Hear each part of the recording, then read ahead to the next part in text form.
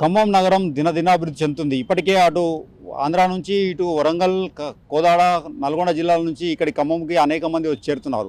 ఈ ప్రజలకు ఉపయోగపడే విధంగా ఇక్కడ ఆధునిక పండ్ల మార్కెట్ను అబ్బో ఇక్కడ కేజీ చీరలు కొంటే అర కేజీ చీరలు ఫ్రీ అంట. మంగళ్య షాపింగ్ మాల్, కేజీల్లో సేల్, టన్నుల్లో ఆనందం ఏర్పాటు చేసేందుకు రాష్ట్ర వ్యవసాయ శాఖ కసరత్తు మొదలుపెట్టింది. రాష్ట్ర వ్యవసాయ శాఖ మంత్రి తుమ్మల నాగేశ్వరరావు ఇప్పటికే దీనిపై స్టడీ చేసి అధ్యయనం చేసి పండ్ల మార్కెట్ నిర్మాణానికి డిపిఆర్ సిద్ధం చేయాలని అధికారులకు చెప్పడంతో వ్యవసాయ మార్కెట్ తరఫున మార్కెటింగ్ శాఖ అధికారులు ఇక్కడ పండ్ల మార్కెట్ను ఏర్పాటు చేసేందుకు 17,76,00,000 అవసరమవుతాయని డిపిఆర్ను సిద్ధం చేసి మార్కెటింగ్ శాఖ అధికారులకు పంపించారు.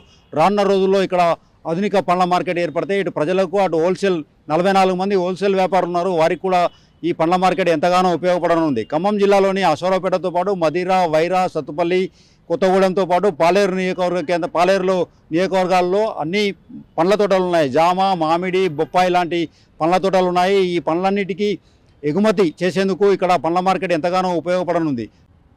రానున్న రోజుల్లో ఈ పండ్ల మార్కెట్ ఏర్పడితే ఇటు ప్రజలతో పాటు అటు హోల్సేల్ వ్యాపారులకు ఇది ఎంతగానో ఉపయోగపడనుంది.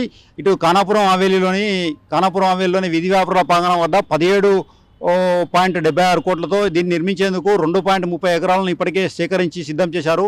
రానున్న రోజుల్లో ఇది డిపిఆర్ సిద్ధమై మార్కెటింగ్ శాఖ అధికారులకు పంపించారు. మార్కెటింగ్ శాఖ ఆర్థిక శాఖ నుంచి అనుమతి పొందిన వెంటనే ఈ పండ్ల మార్కెట్ నిర్మాణానికి మార్గం సుగమం కానుంది. ఈ పండ్ల మార్కెట్ నిర్మాణం పూర్తయితే ఇటు ప్రజలకు అటు హోల్సేల్ వ్యాపారులకు సైతం ఇది ఎంతగానో ఉపయోగపడనుంది. వీడియో జర్నలిస్ట్ నాగేందర్తో హరీష్, RTV ఖమ్మం నుండి.